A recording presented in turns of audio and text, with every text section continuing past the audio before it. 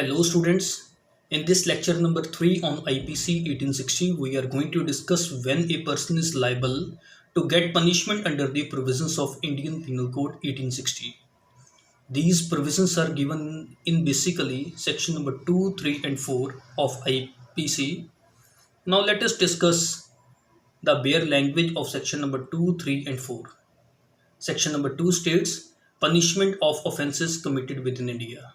So by the heading it is shown that this section deals with if the offence is committed within the territory of India.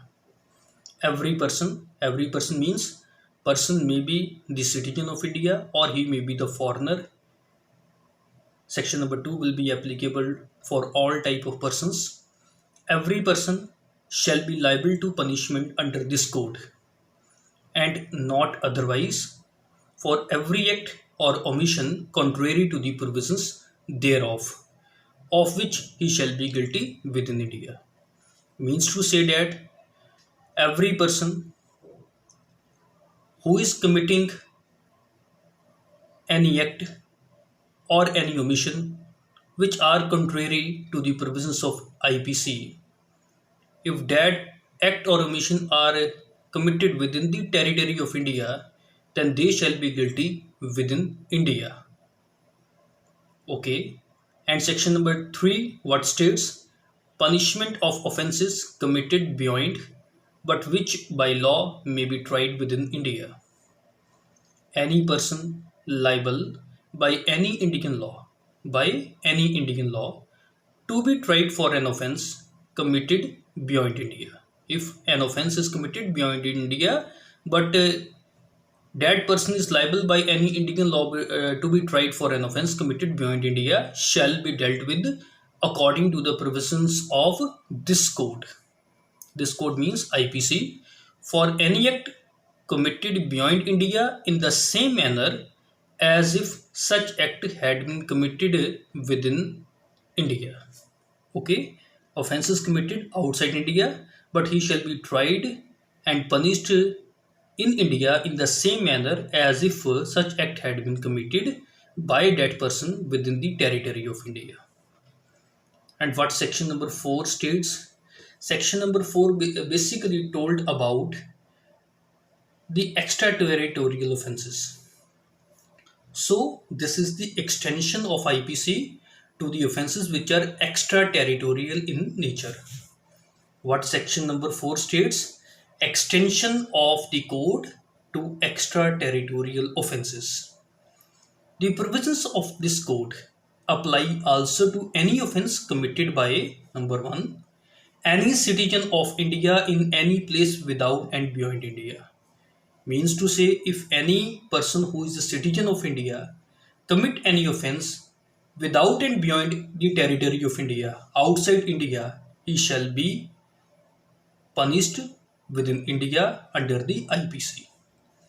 Number 2, any person on any ship or aircraft registered in India wherever it may be. So this provisions are told about any person. He may be the citizen, he may be the non-citizen. If any person commit any offence on any ship or aircraft which is registered in India, then that person shall be tried within India under the provisions of this code. It is not a matter where the ship or aircraft may be. It may be within India, it may be outside India, but if the ship or aircraft is registered within the territory of India, then that person shall be prosecuted according to the provisions of Indian Penal Code. Number 3, this provision has been added by Information Technology Act. This is for every person. He may be the citizen of India, he may be the non-citizen of India.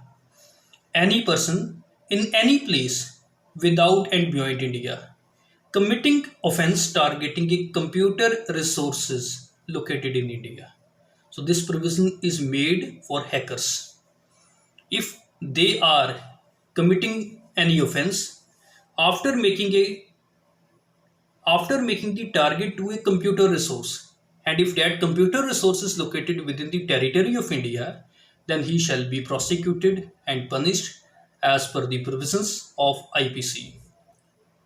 So I will repeat section number 4, extension of the code to extraterritorial offences. The provisions of this code apply also to any offence committed by any citizen of India in any place without and beyond India, any person on any ship or aircraft registered in India wherever it may be. Number 3, any person in any place without and beyond India committing offence targeting a computer resource located in India. Now, what is the explanation states? In this section, number 1, the word offense include every act committed outside India, which if committed in India would be punishable under this code. Okay, it means offense include every act which if committed in India would be punishable under this code, although that offense is committed outside the territory of India. Explanation number B, what states? It states about the meaning of computer resource. It does not define what is the computer resource. It simply states that the expression computer resource shall have the same meaning assigned to it in clause number K of subsection 1 of section 2 of the Information Technology Act 2000.